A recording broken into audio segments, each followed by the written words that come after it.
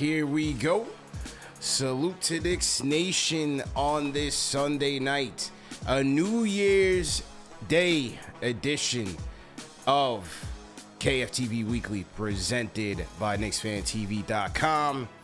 Hey, I told you guys, man, if the Giants made the playoffs, we would be going live today for Knicks Weekly against all odds. Because, yeah, it was a long night on New Year's Eve for CP the franchise, but nevertheless, we got some Knicks to talk about, man. Alex Ratar's Stratocast on the other side. We will recap the week that was for the Orange and Blue, talk about our play of the week, and take a look at the week ahead. It is also our New Year's mailbag edition of the show, man. We took to social media, Twitter specifically, to get your questions on the Orange and Blue, so we're going to answer those live on air tonight. So hit that thumbs up button for you boys, man. Salute to everybody in the chat. Live and direct, man. Good to be back on. Salute, salute, salute. Al, how you feeling, man? Happy New Year, bro. How's everything? Happy New Year, my man. Chilling. Back from Jamaica. Had a good time down there. Enjoyed my time in the yard. Nice. Went to the yard. Went to the motherland, man. How was it? It was good, man. Ate a lot of jerk chicken, nice. Jerk pork. Had some good amount of patties. Had some beach day in me, Yeah. Did the whole thing up. Partying. Yeah. Lovely, man. Wish I could have made it, man. Definitely got to book some time in the calendar to get down there this year. So glad you had a good time. Wasn't such a great time for those Jets. Thanks. But it was a good time for the Giants. It was a great time at MetLife, man. MetLife was rocking. Giants put in work today. Shout out to Danny Dimes. That's our quarterback, man. I was doubting him. I had my doubts about the guy, but I'm sold. This is our quarterback, going forward. Get him some weapons. To me, what he's done this year, and not to get into a football spiel, but what he's done this year with not much to work with has been pretty impressive. Getting it done on the ground, getting it done through the air, being durable, even though he took a lot of shots today, and cutting down the turnovers. So yeah, I'm good with it, man. Let's get to it. It's good to hear. Unlike my Jets had to lose to Geno Smith. Oh, Geno gets revenge. What a headline. Seems to be the answer for the Seattle Seahawks. Wish I had that talent on the other side. Instead, I had to watch the New York Jets go through not one, not two, but 4 quarterbacks this season. So at least we got talent everywhere else. Got to figure out the quarterback position, but it stinks, man. Close to being in the playoffs, but not. But at least you got, for the Buffalo Bills, for those New York fans out there, they're going to be in there, and the New York Giants will be in there. So New York will be represented well in the playoffs, regardless that my Jets have failed me yet again. Hey, it's a good way to look at it, man. I like your positive outlook on these things. So, good stuff there. Now, let's talk about these Knicks, man. 1-2 this past week, including a heartbreaking loss to a Luka Doncic miracle. Another loss in the Alamo, a tough one after I thought a Dallas hangover. And then a win in H-Town on New Year's Eve, man. What were your thoughts? Were you in Jamaica when all this was going down, or were you able to catch it? I was. So I jumped out the window, went into the water, swam down to Jamaica, and decided to avert all the monstrosity. However, I did catch. First of all, I rewatched all the games when I got back. Okay. When I had the service to do so. Yeah. But I also made sure to check into KFTV.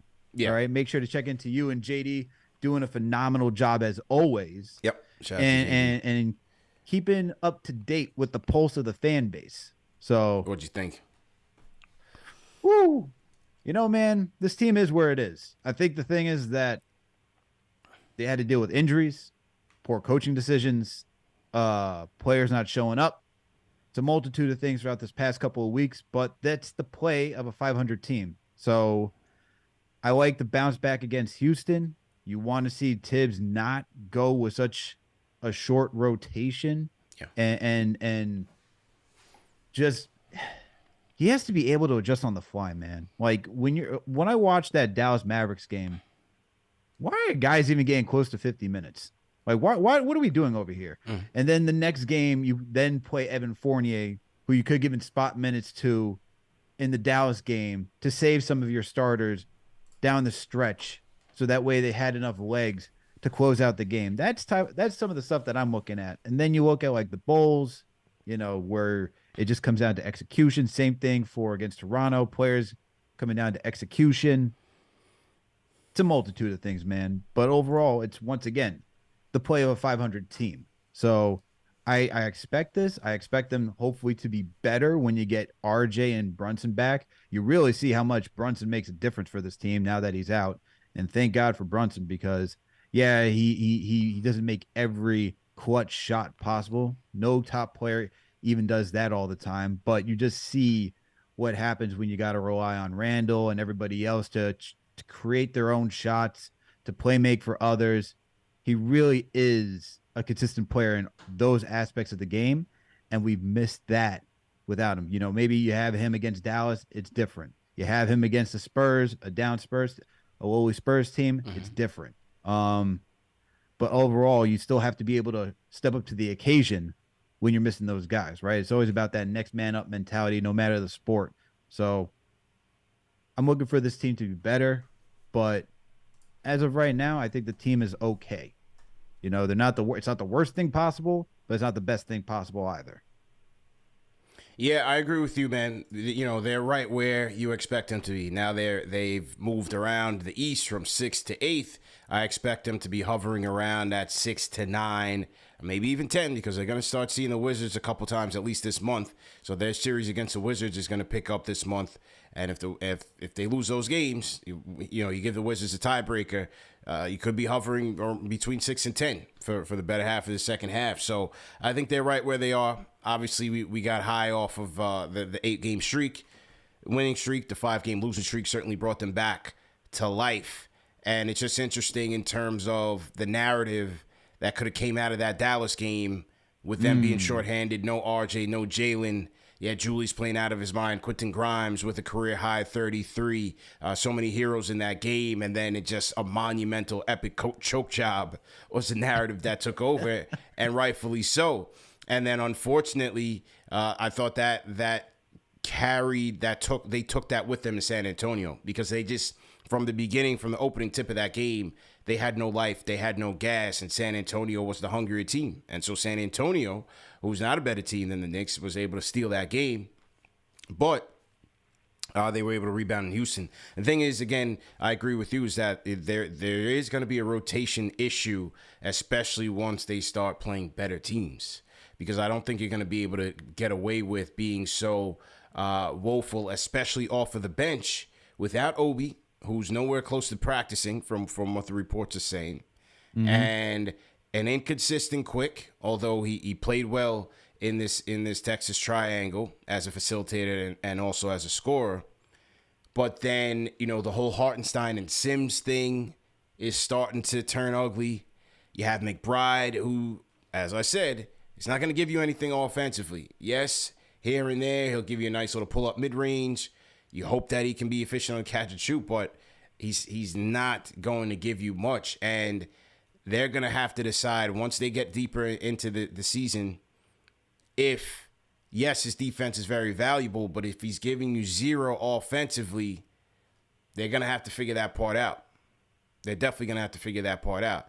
And on the flip side, you saw Fournier come in the Spurs game. Fournier came in the Rockets game and gave you some efficient offense off the bench. And we can't forget that. We know that his defense is woeful. But offensively, it can still give you a lift when you need it.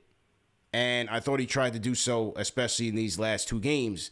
So it's going to be interesting to see how Tibbs handles this thing going forward. Now, obviously, once RJ and Brunson come back, I think you're going to go back to that 9-man rotation. Once Obi comes back, I think it'll be probably Sims. That's the odd man out, and you'll go with Obi and Hartenstein, and you see where you are if those guys are able to give you a bit of a spark. But I think with losing Jalen, with losing RJ, just shows you that this team is just not that deep right now.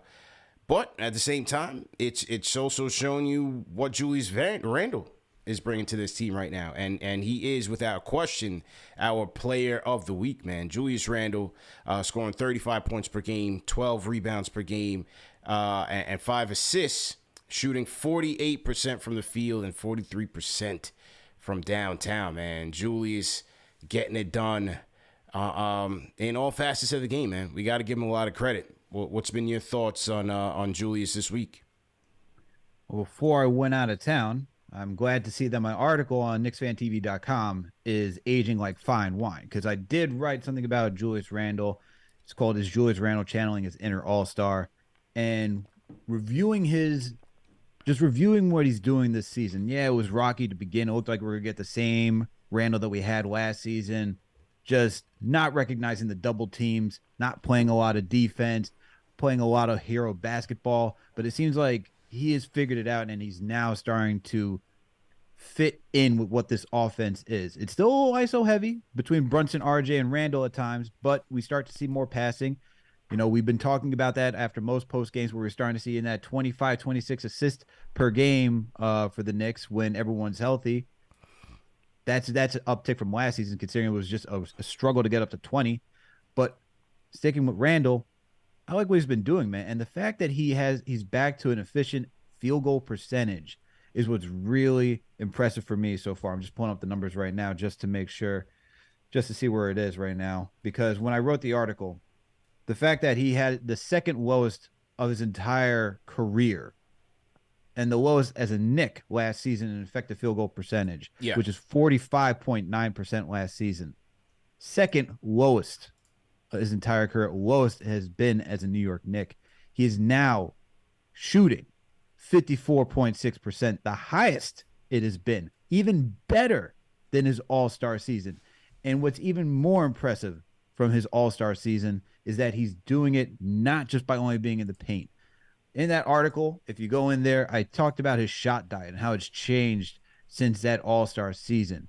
Predominantly, he was in the paint most of the time. Around 60% was round twos, that mid-range jumper, working around the rim, and taking threes. But what he's doing right now, man, is he's almost shooting close to dead even on between shooting threes and shooting inside the arc. Yeah. Right now, he's shooting 50 was on the season. He's shooting 56% from 2-point range, so inside the arc, and 43% from 3-point land. And he's shooting 56% with inside for twos, and he's shooting 35% from three right now. That's efficient, bro. Yeah. That is, you can't, like, he's playing at a different level.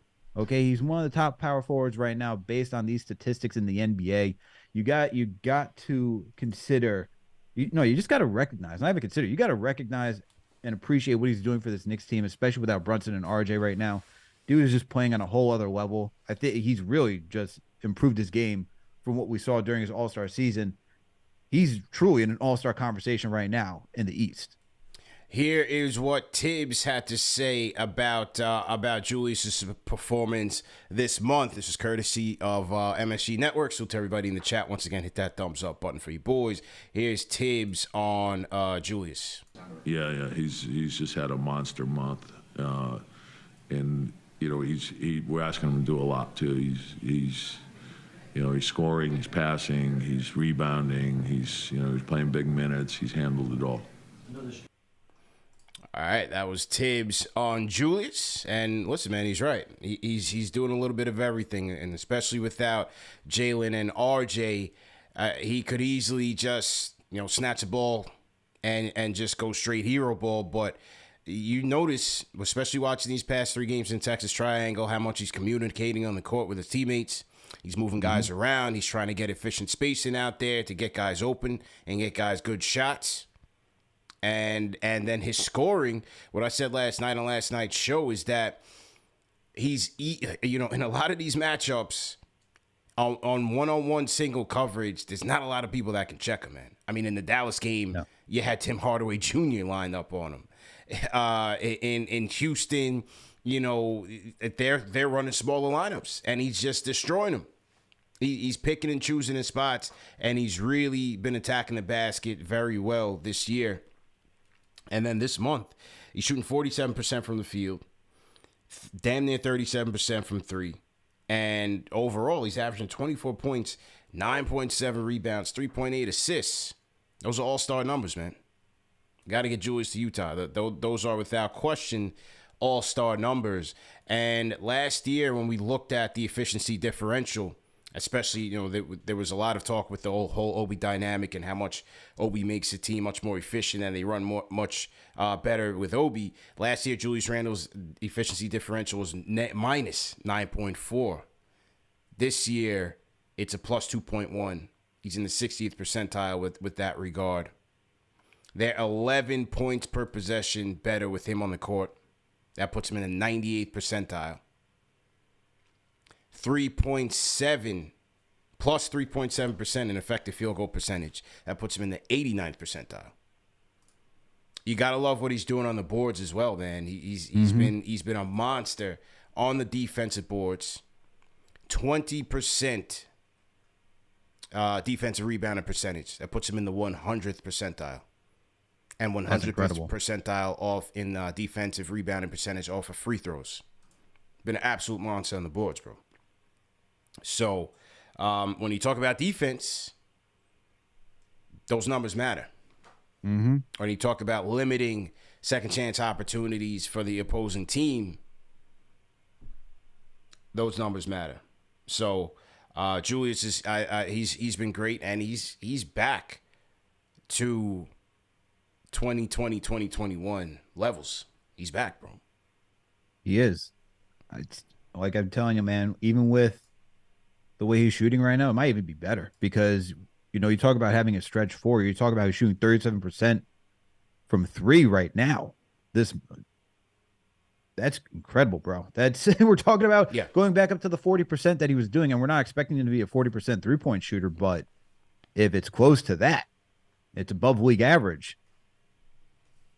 You just got to give a lot of respect for Randle, man. And the fact that he's buying in, you see that he's buying in. You see he's playing defense, too, trying his best to stay in front of his man, too, right? When it's just in isolation coverage. Like, there's nothing that we can – there's nothing – I know people are, like, trade him at his high value right now and all this type of stuff.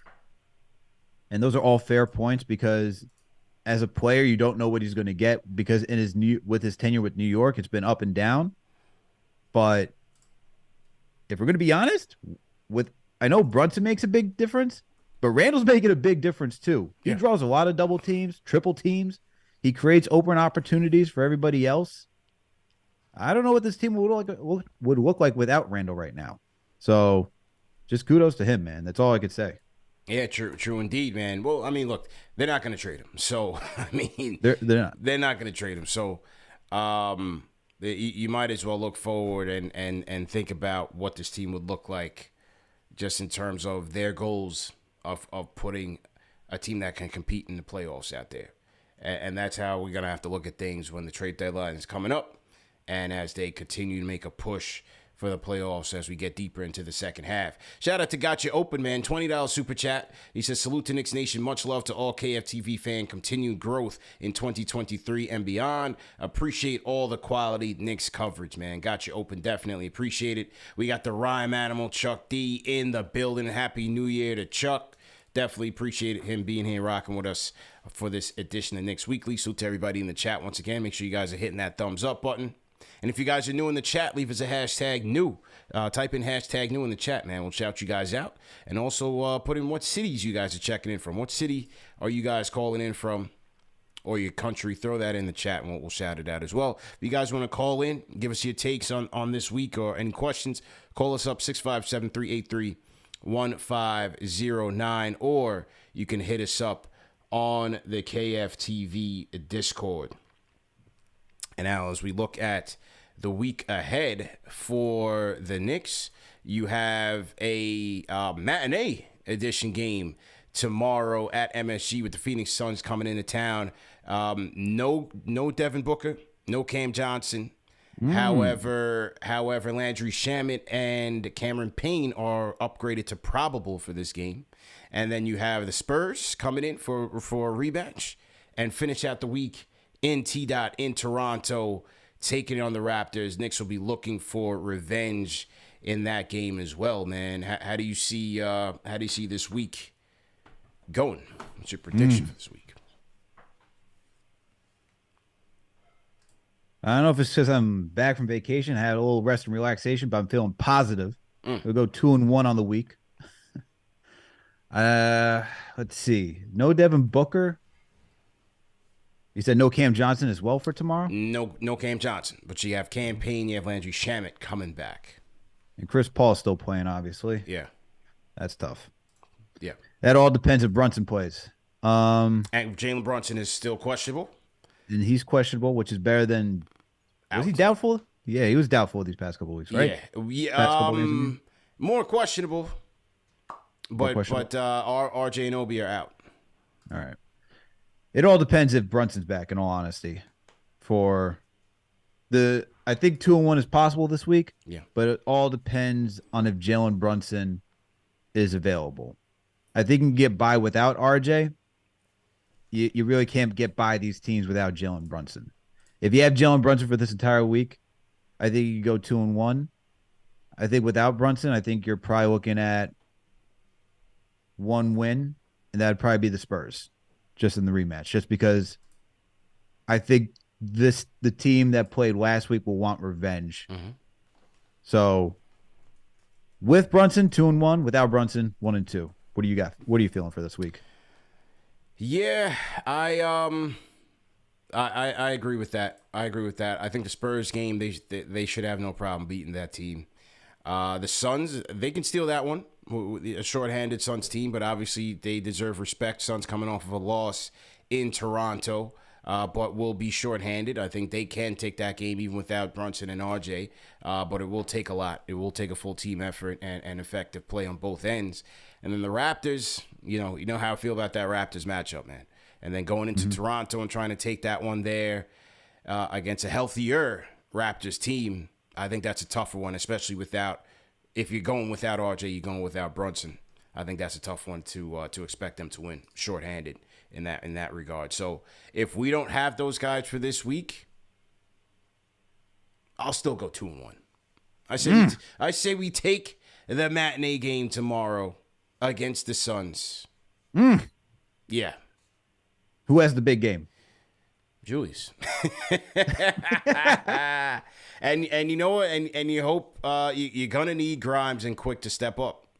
Yep. You're gonna need Grimes and Quick to have good games, especially offensively, shooting the ball. Grimes is able to rebound in Houston because the game he had in San Antonio wasn't so good, but he was able to rebound well in Houston quickly as well. His shooting certainly came on in the second half. So I think if those guys are producing, I think they should be able to take that game against the Suns. The Spurs game, to me, if they bring their A game, they should have no problem beating them. And then I think the Raptors one is a tough one, shorthanded. So I'll go 2-1 on the week. 2-1 on the week. What do you guys think in the chat, man? Leave us with your record predictions in the chat, and we'll take a look. Shout out to Liggy, checking in from Adelaide, Australia. So happy New Year to our people down there in Australia. We got Muhammad Mustafa Wahad checking in from Fremont, California. Khalil checking in East Flatbush. BK, stand up. Fate versus Will checking in from Anchorage, Alaska. Okay. Connor Plumley, man, welcome to the show. Wellington, New Zealand now. We got J. Dino Dean, Coffs Harbour, Australia. So that's 4 people already. 3 people, rather, checking in from the Australia, New Zealand area, man. We are heavy out there, bro. Let's go. Let's go. Ice hands to BK, stand up. How you feeling, man? Yeah, man, salute. We are definitely heavy in the Asia Pacific region, man. Shout out our people in the Philippines, Singapore as well. Definitely appreciate everybody for tapping in. Chuck D, Rhyme Animal Chuck D, $20 super chat says Julius Randle, RJ Barrett, and Jalen Brunson are durable football body types. Their durability makes them shake off injuries that damage skinny wing types. Slower but built better for half-court punishment. Julius is smashing one-on-one coverage. Yeah, he certainly is. And another thing about Julius that you have to like is when he's doing those rip-throughs, he's drawing a lot of contact on those. Yeah, he is. He's drawn a lot of contact on those rip-throughs. And this season, right as of right now, his shooting foul draw rate, it went from 12% last year to 15.9 right now. He's in the 85th percentile on shooting foul draw rate 85th percentile in shooting foul draw rate, and in the 96th percentile in non-shooting foul draw rate, which is right now, I mean, his highest ranking in the league. But that 15.9 on shooting fouls, it's really good. It's really good. And he is 30% in and one percentage, which is the highest of his career, which is the percentage of shooting fouls drawn that the player also made the shot. So he's in the 72nd percentile in that category as well. So lots of improvements for Julius, man. You got to give him credit. Absolutely. Got to give him credit indeed. And with that, CP, because there was an article this week attacking my boy. Who's that?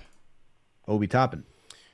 Yeah. Knicks from Heavy.com. Let's talk about it. Knicks engaged in Obi Toppin trade talks with conference rival. That conference rival being the Indiana Pacers.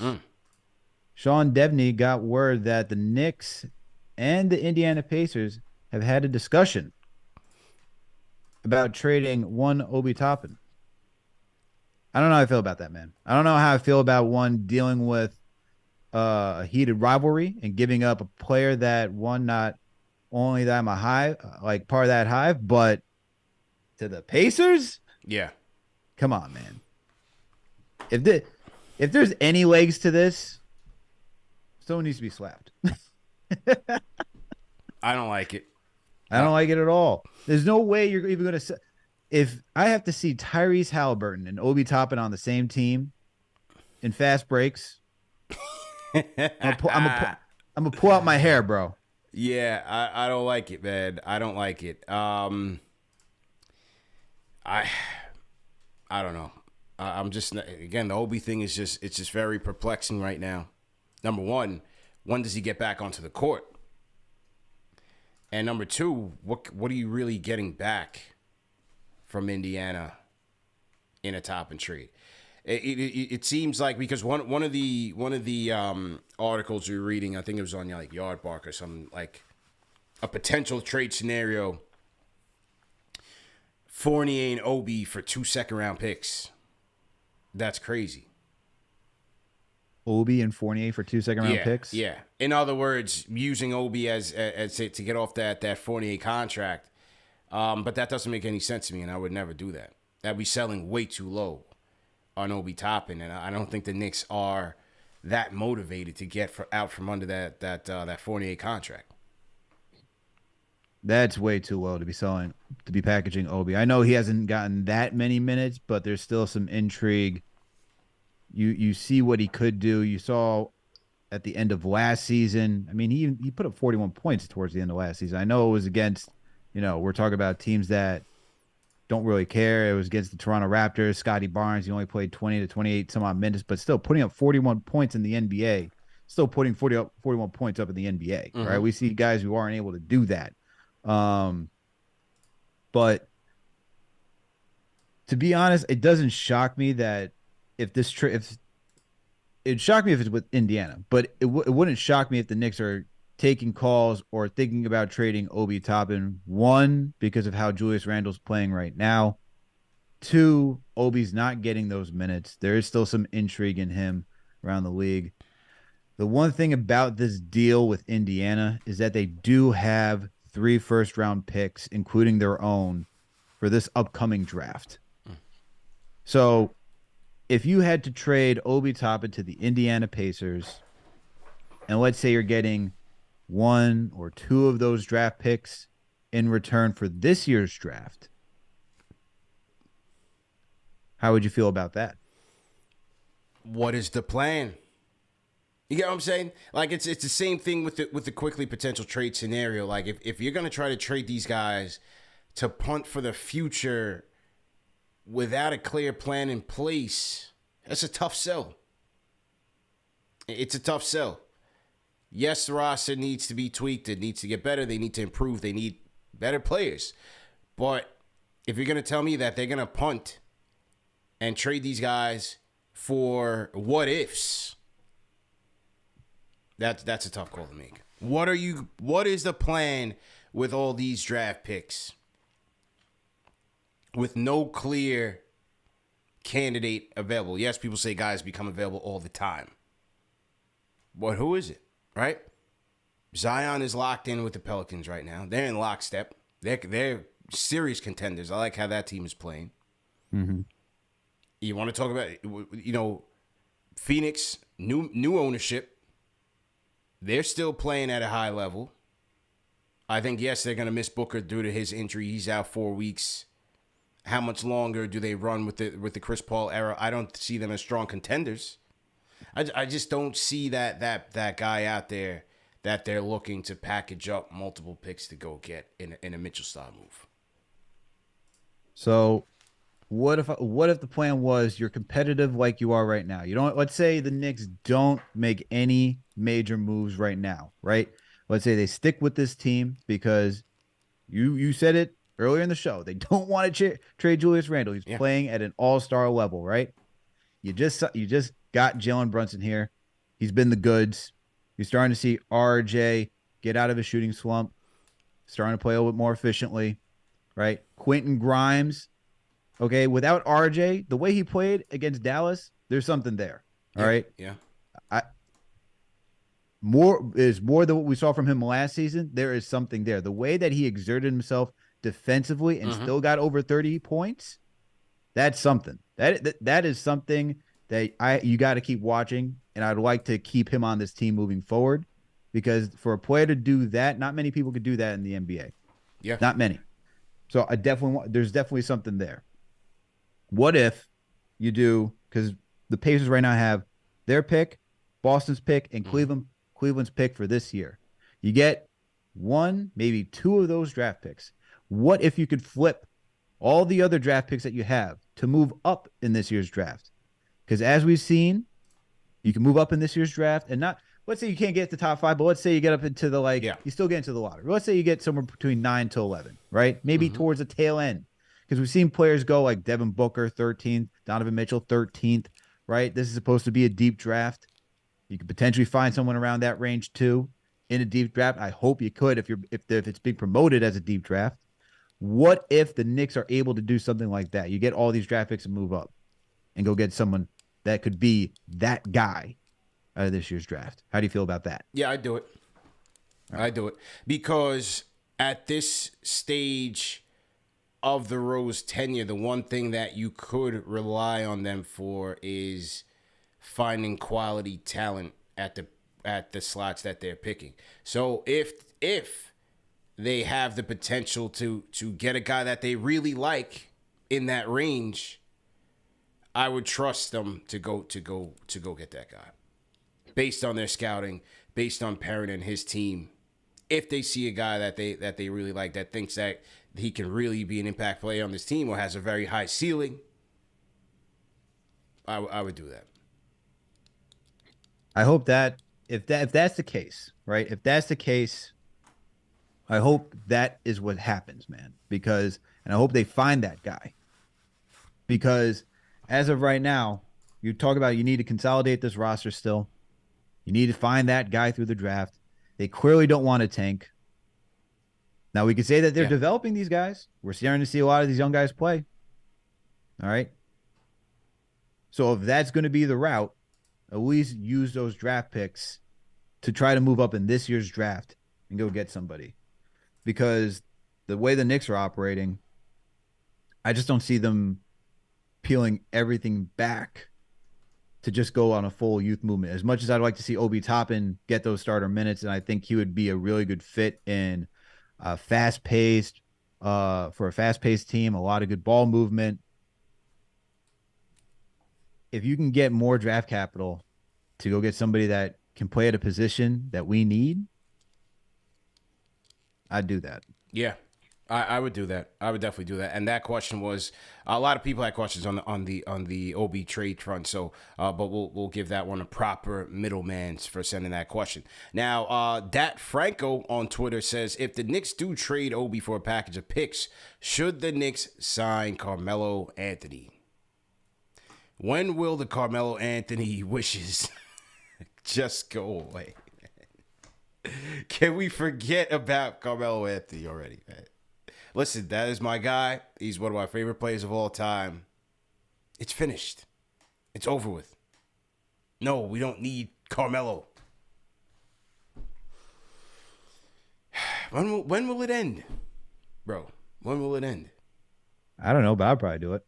Oh, Jesus.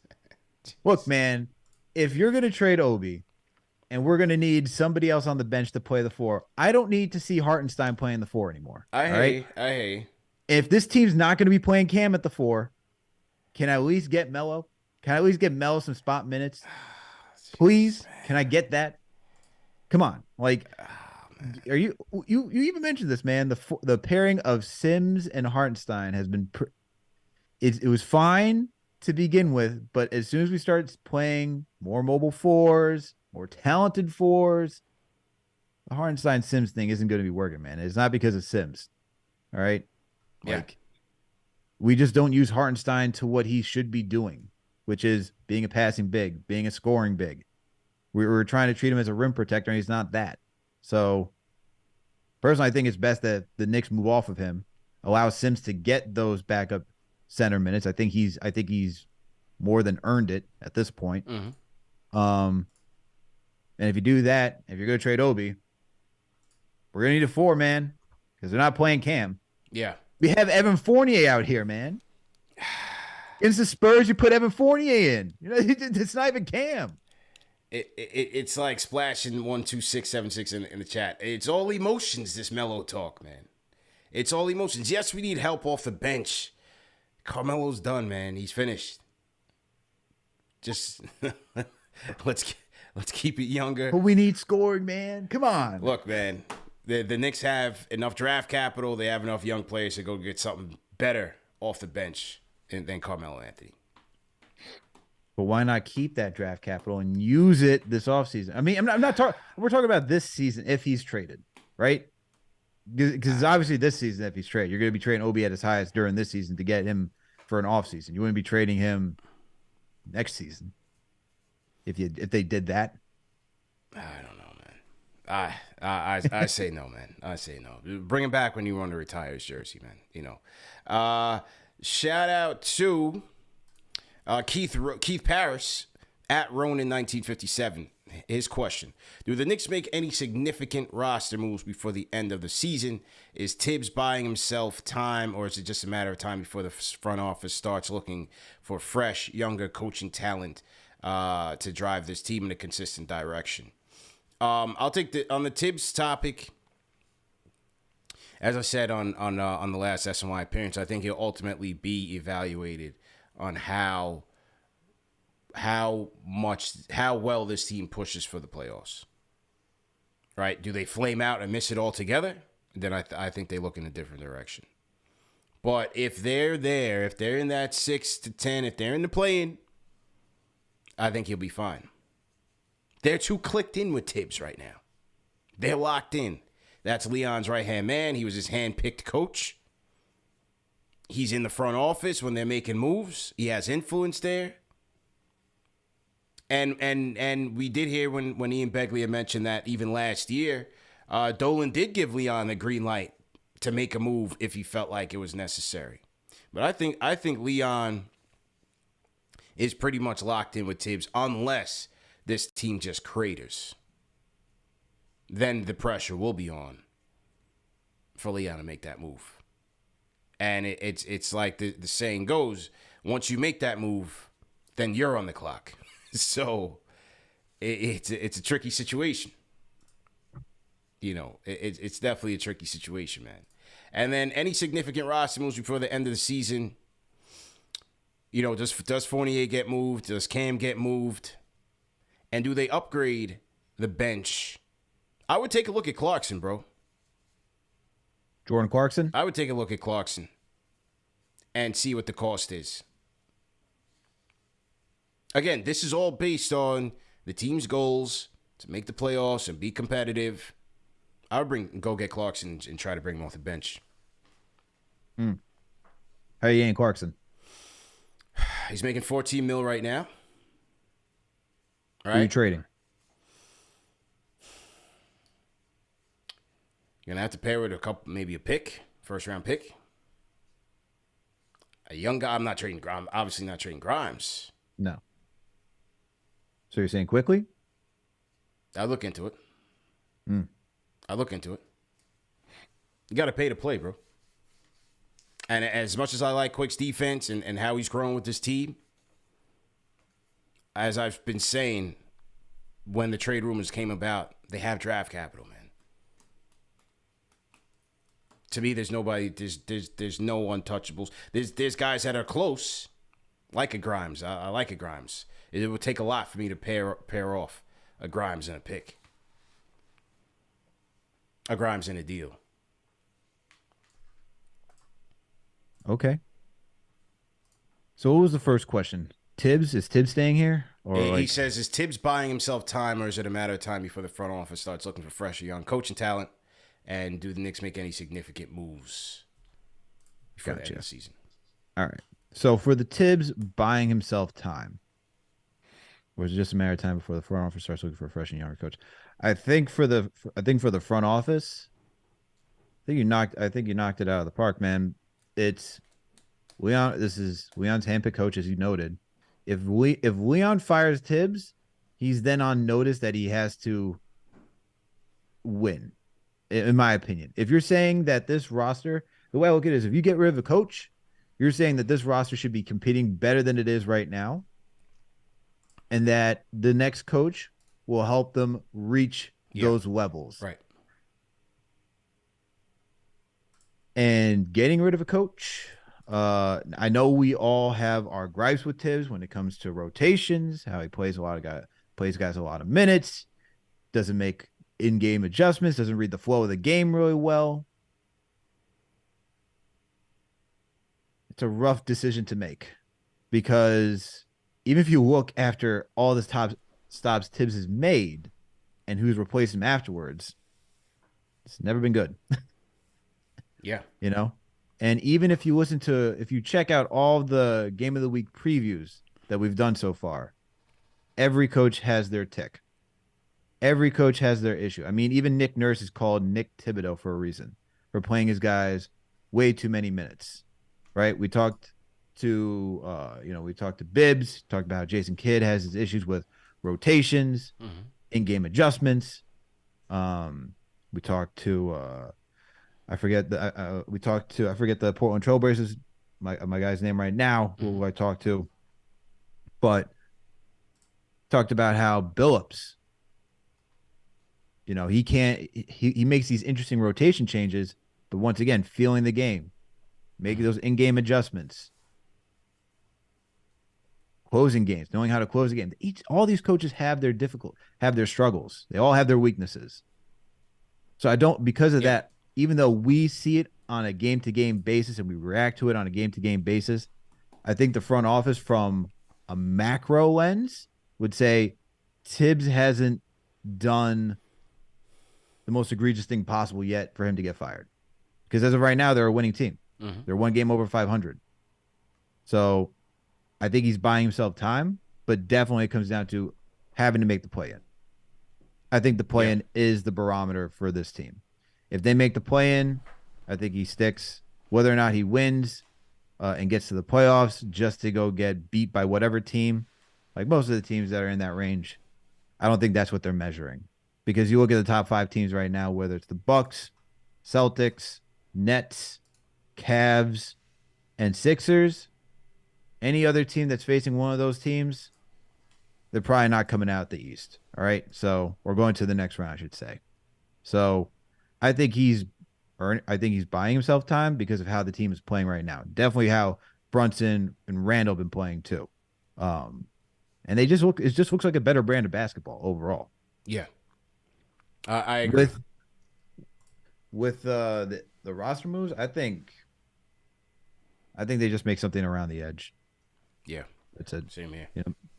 Maybe a Clarkson, if you want a more consistent score off the bench. Saw those Kuzma rumors as well. If you want a guy who can play both the power forward and small forward position to overlap with when Randall's out with RJ, and with Randall when RJ's sitting. So that's maybe another option. I don't see anything major though. Yeah, I don't see anything major. But a Kuzma and a Clarkson, I look into those though. I would definitely look into those and check the temperature as far as a trade price. Now, Relaxing the Paint on Twitter, Alpha Aniche says, what would it take for Cam Reddish to play again? Anything's possible, but I just don't see Cam playing again for this team. You know, we've seen so many situations. I pointed to that Spurs game when it was just so evident with the amount of wingspan, length, athleticism that the Spurs were throwing out there, and how easy it was for guys to score over a Grimes, a McBride, a Quickly. You know, Cam could have played in that game. I thought Cam could have helped that team. And again, for whatever reason, Tibbs has the rotation locked. He's going with the guys that he's going with. Fournier has now emerged with the Knicks shorthanded. So it seems like Cam went from starter to absolute zero very fast. Very fast in less than 40 games. So there's something there. There's more to it. And once again, when you have a lottery pick who's now going to be looking at his third team before his rookie deal is up, there's something there. I just can't put my hands on it. People have their theories. There's something there, man. I don't think Cam plays for the Knicks again. I don't think so either. I gave you my tinfoil hat theory a while back. Yeah. And I think this just solidifies it at this point. Because if you don't have him in there playing against Dallas, the Spurs, even Houston, come on. I'd like to see Cam get minutes, but if he's not playing against these teams, I think he's done. I think this is just, they've already increased the trade value to what they believe. And I don't think this is just a Tibbs decision. I think this is a front office decision. We had that report from Bondi how the front office is going to try to accommodate Cam, right? And try to get him to a new team. Why would you want to risk the possibility of injury while his value is already at this level?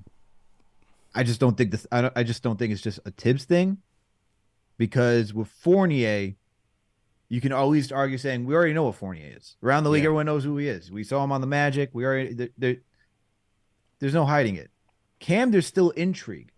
Cam, you could say if everything still hits with Cam, he's so young enough that a team will be like, I'll buy it. And we saw the reports, Bucks, Lakers, right? Those are teams that are interested in Cam. I think the Knicks at this point are just waiting to see what's the value that they can get for Cam Reddish. Although I will say this, if the trade doesn't happen soon and injuries start to pile up like it is right now and he's not playing, it's going to get ugly. Yeah. It's going to get real ugly, real quick. For sure. Especially it's Fees getting off the bench before Cam. Oh, it's over. It might be a problem. Definitely might be a problem. So to everybody in the chat, once again, hit that thumbs up button for you boys. We are going through our New Year's mailbag of the show. Make sure you guys are hitting that like button. Share this video and as well and subscribe as well. Certainly appreciate it. Gino Avegno at Gino Avegno on Twitter says, how much of a role do our vets play with our chemistry? I'm a fan of having more OGs like D Rose on the roster. How much more of a role do our vets play with the chemistry? I think vets are very important for a team's chemistry. You look at Miami in terms of Udonis Haslem seemingly having a lifetime contract with them. Derrick Rose, the respect that he has in this Knicks locker room. Even a Fournier, a Julius. Look, vets are going to help the younger guys prepare. They're going to teach them how to practice. They'll be the extension of the coach. They can help you in terms of how you navigate adverse situations. When you get into those losing streaks, how to keep it together. When you go out on the road, how to keep it together, how to build chemistry and build that bond. I think good vets are important. And without it, it's why young teams stay bad for so long. Like you look at the Rockets situation. Who's their vet? Yeah, they have Eric Gordon. But if you heard the recent soundbite from Eric Gordon, he seems to be pretty checked out of Houston. You look at OKC. Without solid vets, I think it's why a lot of young teams stay young and stay ineffective in terms of in terms of building a competent roster to go forward with and ultimately be a contender. Man, I am happy that we didn't get a soundbite like that for the Knicks. Because you know how fast that would be spreading like wildfire. Yeah. Woo! Vets are important, man. I mean, I just think about like Vince Carter when he was on the Hawks. You know, Trae Young talked about it. Vince Carter's importance by just being like a guide for that team. Derrick Rose, that you mentioned. I mean, you can go back and read the Players Tribune from Julius Randle about Kobe Bryant. You need vets on teams. You need a good balance between youth and veterans. They're just very important. I don't know, like for this team, I think they've had it for so long with Taj D. Rose. You still have Evan Fournier on the team too. Mm-hmm.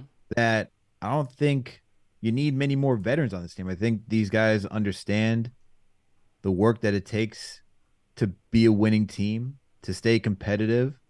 And they still got to learn too, and you got to give them the opportunities.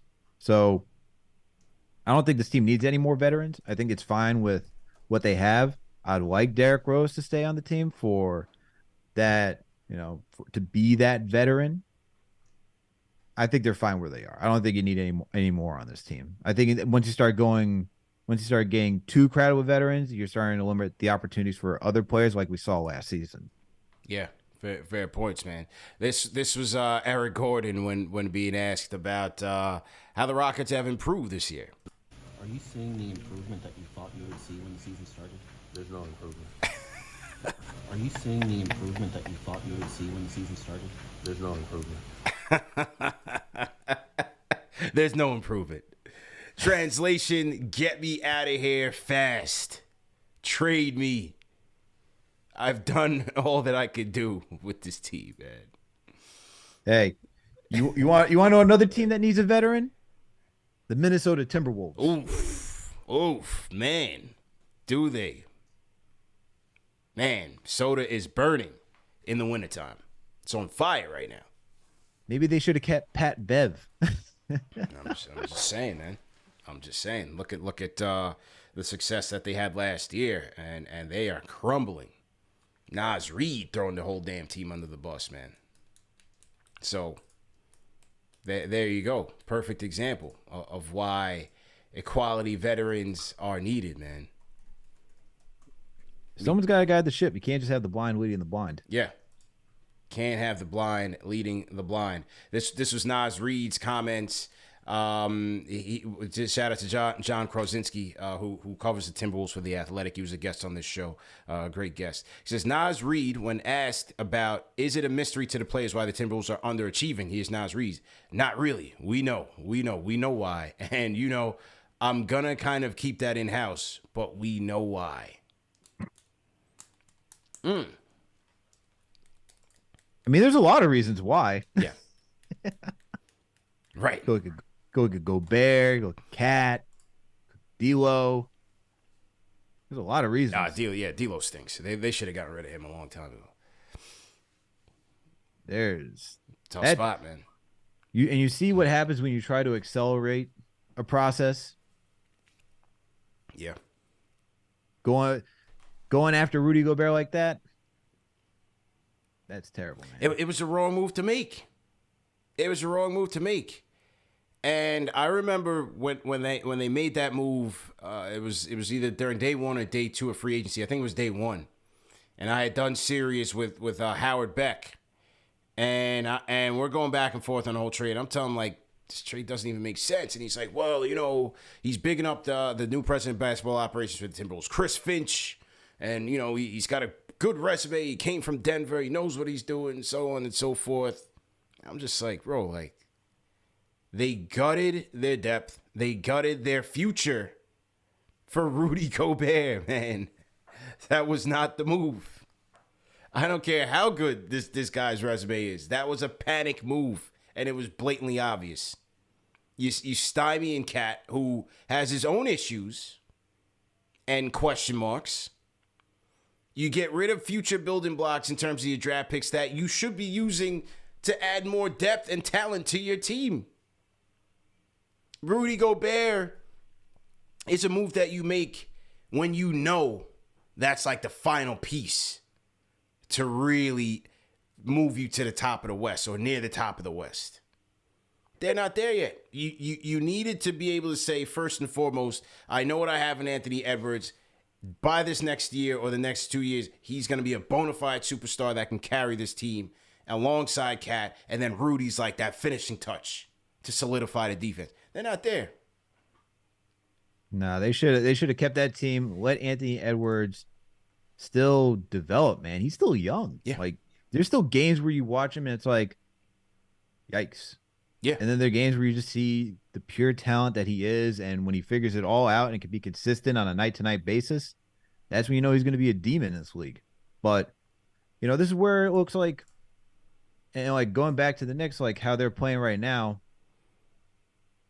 you know, you can have an optimistic look on this team on how they're playing. I know some fans don't want to hear that right now, but you look at Minnesota, they got top draft picks, you know, whether it's their own or not, whether it's Anthony Edwards and Karl Anthony Towns that they drafted, trading for D'Angelo Russell.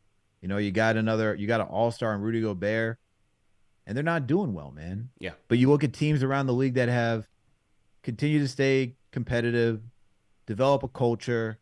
You know, you look at like the Boston Celtics, who were able to fleece the Brooklyn Nets and get the Brown and Tatum, right? You look at the Pelicans, who are on the winning end. You know, they traded Anthony Davis, got Brandon Ingram, Lonzo Ball, all those guys, able to get some draft picks. Were able to get Zion. They got lucky there because they didn't even fully tank for Zion, right? They were like the Grizzlies. They had like 30 some odd wins. They were in around like the Knicks or the Bulls that season. And look where they're at, man. True story.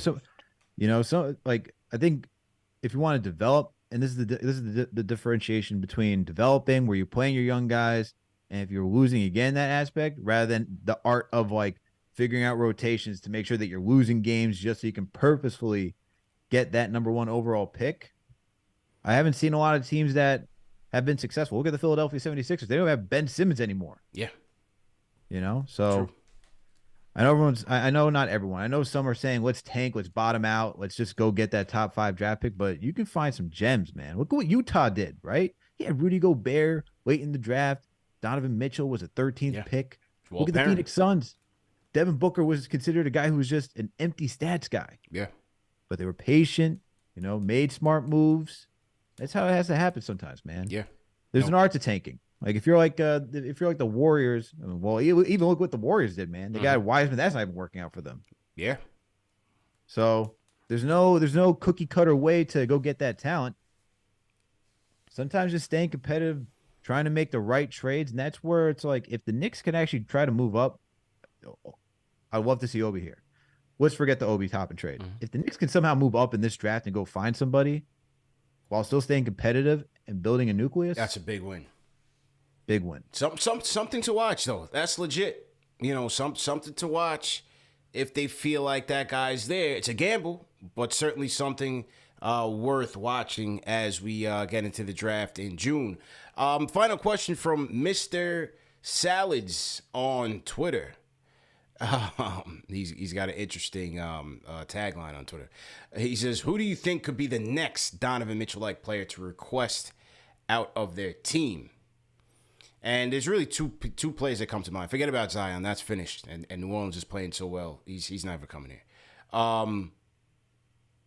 What happens when the Chris Paul era is over with the Suns, with new ownership? Will Leon be in Booker's ears? Say, hey, what do you think? You're not winning over there. West is getting competitive. Pelicans will certainly be a much better team than you. There'll be a lot much better teams. You have Denver to compete with. You have Memphis to compete with. The chef is still the chef. What are your realistic chances of competing in the West? Do they coax a Booker into coming or requesting a trade? That is it. That you gotta connect the CAA dots. Put your CAA hat on now, as I always do, as the fans like to tell me. So I look at the two CAA guys. I look at Booker, and let's take a look at Booker's contract. I mean, he literally just signed a max extension. Was it last year? Let's take a look. Let's take a look-see here. Devin Booker contract. Yeah, he literally just signed it. It's up. No, it's actually up in 2023-24. It's actually up. It's actually up soon. When's that Chris Paul contract up? That's the next question. Yeah, let's take a look at Chris Paul's Looking for that one right now. Let's take a look. Chris Paul's contract is up in 24-25. Okay. No, 24-25, non-guaranteed. It's fully guaranteed in June of the 24 off season. Interesting. We may have a chance. We may have a chance at Devin Booker. Yeah. Who'd be? I could let me look at this Booker thing again because I'm on Spot Track and they usually go with the extensions. I could have sworn he did sign an extension though. Let me just make sure this is right here.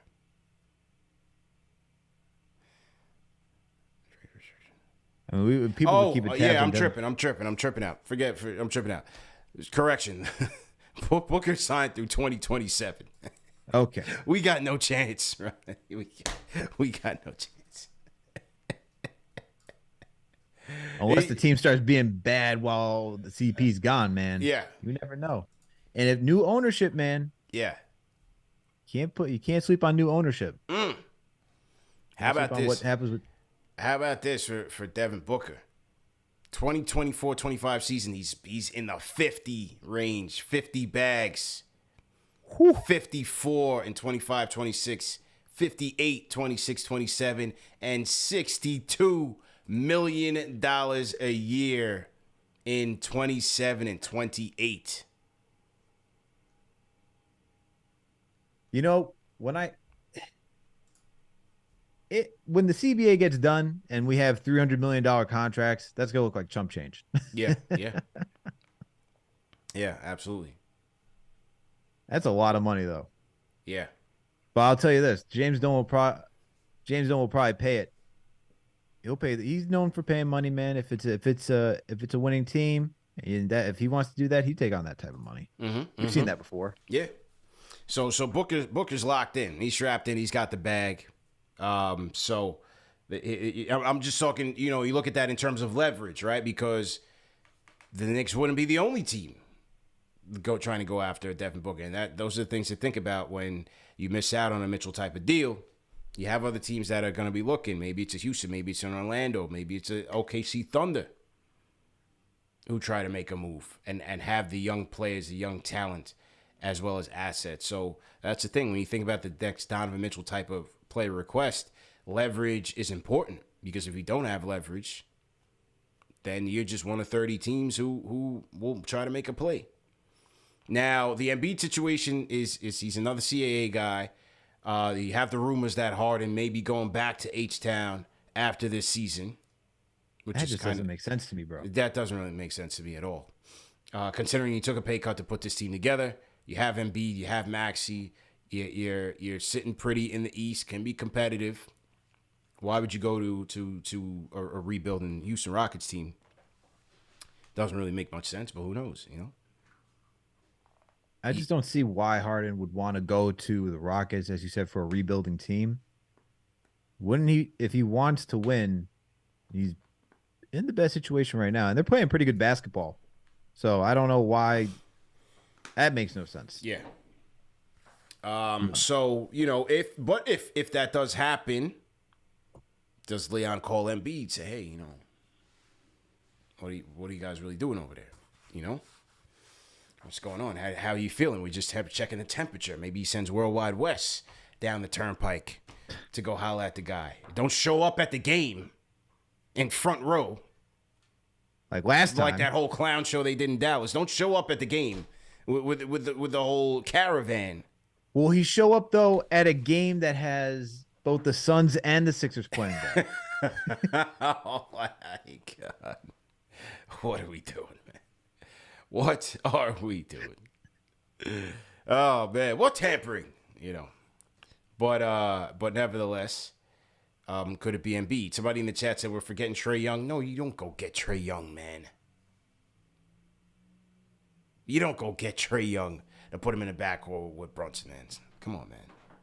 We got to put our thinking caps on here. That's absolutely what we should not do. So, yes, we forgot about Trae Young for a reason. Yeah, I'm good on that. I'm not even going to acknowledge a Trae Young trade. No. But would you be concerned about Embiid's injury history? Absolutely. Absolutely. Absolutely. He's always due for some type of like nagging injury.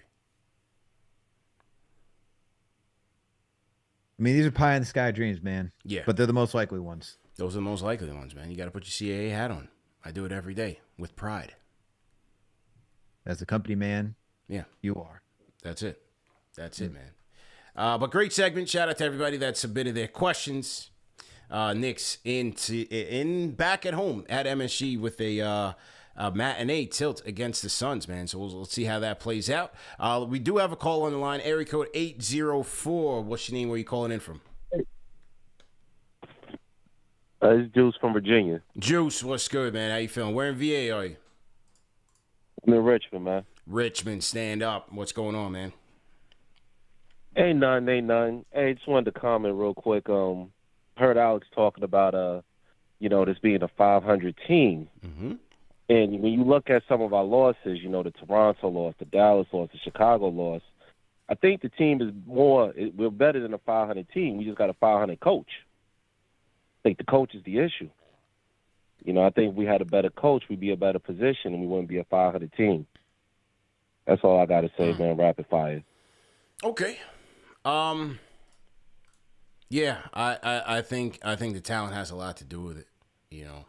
I don't think Tibbs is a perfect coach by any stretch. But I just think they need more. I just think they need a little bit more. Based on who they're playing off the bench. They just don't have enough. I mean, that's the thing, man, is that our bench is inconsistent. It's not as dynamic as it once was with Derrick Rose, Quick, Obi, Burks, Taj.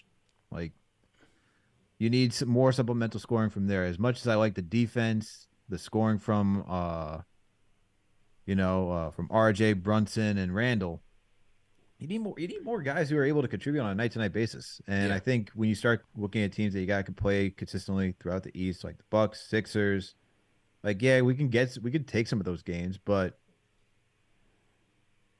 I don't see us getting that many more wins. 42, maybe max 46 if everything hits. Like, I don't think a coach is getting this team to 50. Right. I don't think a different coach could get this team to 50. 50 teams that win 50 games. Like, think about when the Knicks won 50 games. Mm-hmm. Like, you have a legitimate superstar. Like, that was with Melo. We had a defensive star in Tyson Chandler as well. Like, those, and you got to think about the bench that we had too. Yeah. But I don't think this team has all of that. Like, as well as Randall's playing, he ain't Melo. Yeah. He is not Melo. That's why I think, like, when it comes down to like coaching, yeah, there are decisions that Tibbs makes that he probably cost you a couple of games, but it also goes to the players too. There's games that the players cost you too. It goes back and forth. Yeah. Free throws. That's a 500 team. That's a 500 team. Execution, free throws, mental mistakes. It's all the makings of a 500 team, man. But who's missing free throws? Yeah. That's it, man. That's it. Well, great show out. Happy New Year once again, man. Happy New Year to everybody out there. Salute to the Rhyme Animal Chuck D. Sends in another super chat. It's funny how the NBA has abandoned the word chemistry. Yeah, it's something that, when I was on NBA Weekend on SiriusXM, Channel 86, you guys can catch it on the app on demand. Just search for NBA Weekend with former Coach of the Year, Sam Mitchell. I talked about that. We really don't we don't give a lot of teams time to come together and build. Even in the Minnesota situation, the situation with the Hawks, how much pressure Nate McMillan is under after they just made the DeJounte Murray trade. You know, we don't let a lot of things sit and marinate.